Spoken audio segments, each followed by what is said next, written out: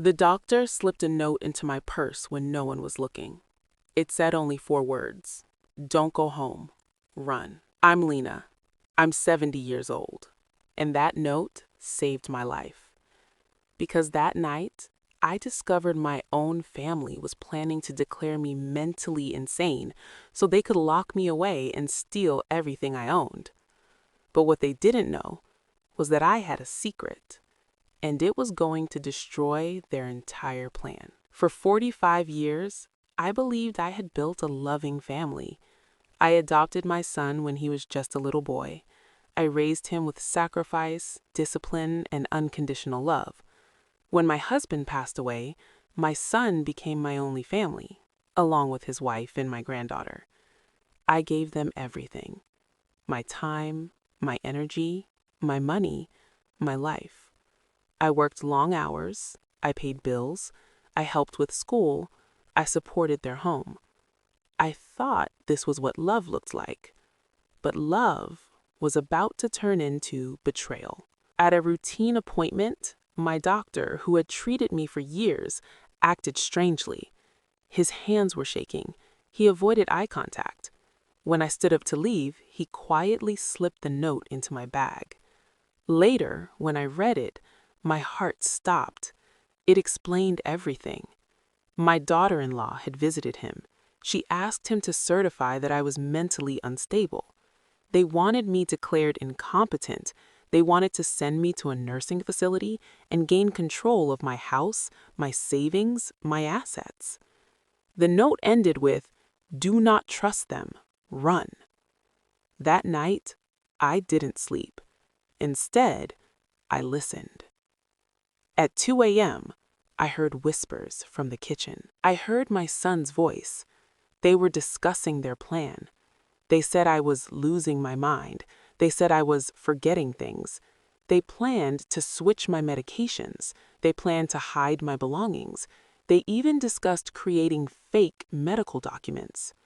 Their goal was simple: make me appear mentally unstable, get legal guardianship, sell my house, access my bank accounts, and then inherit everything.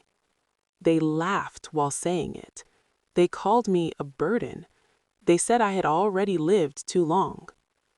Not my heart, my blindness.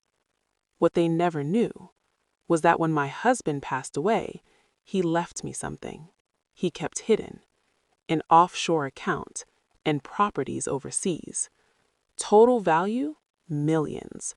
But I never told anyone, not even my son, because I wanted to know if he loved me or my money.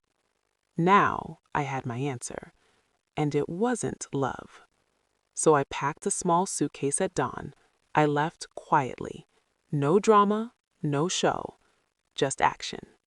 And I went straight to a bank, then to a luxury hotel. And there, I began planning my counterattack. First, I hired the best lawyer in the city. I showed him the recordings. His reaction changed everything.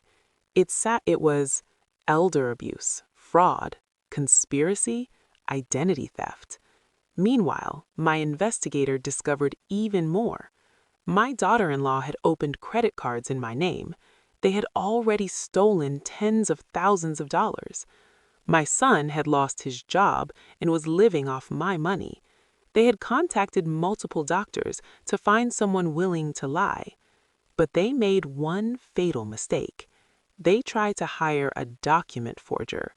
That forger was secretly working with the authorities, and when they paid him $50,000, the FBI recorded everything. Now the case wasn't just family betrayal, it was federal conspiracy. Instead of hiding, I went public. I started a live stream. I told the truth. I played recordings. I showed evidence. Thousands of people joined. And then something unexpected happened. My granddaughter called me during the stream. She begged me to stop.